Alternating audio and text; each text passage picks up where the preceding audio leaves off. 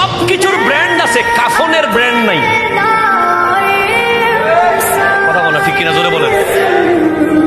আপনি দোকানে গেলে যদি বলেন যে ভাই আমাকে একটা ব্র্যান্ডের কাফন দেন, দোকানদার আপনাকে পাগল ডাকবে।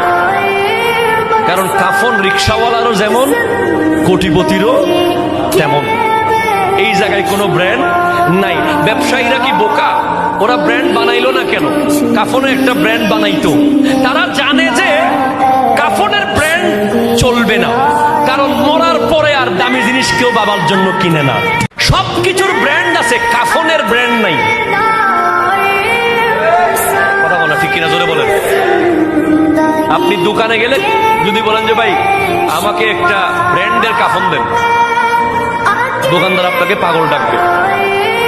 কারণ কাফন রিক্সাওয়ালারও যেমন, কোটিপতিরও তেমন। এই জায়গায় কোনো ব্র্যান্ড নাই। ব্যবসায়ীরা কি বোকা? ওরা ব্র্যান্ড বানাইলো না কেন? কাফনের একটা ব্র্যান্ড বানাইতো। তারা জানে যে কাফনের ব্র্যান্ড চলবে না, কারণ মরার পরে আর দামি জিনিস কেউ বাবার জন্য কিনে না।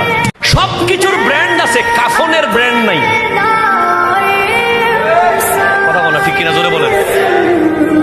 আপনি দোকানে গেলে যদি বলেন যে ভাই আমাকে একটা ব্র্যান্ডের কাফন দেন, দোকানদার আপনাকে পাগল ডাকবে। কারণ কাফন রিক্সাওয়ালারও যেমন, কোটিপতিরও তেমন।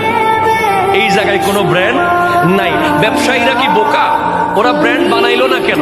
কাফনের একটা ব্র্যান্ড বানাইতো। তারা জানে যে কাফনের ব্র্যান্ড চলবে না, কারণ মরার পরে আর দামি জিনিস কেউ বাবার জন্য কিনে না।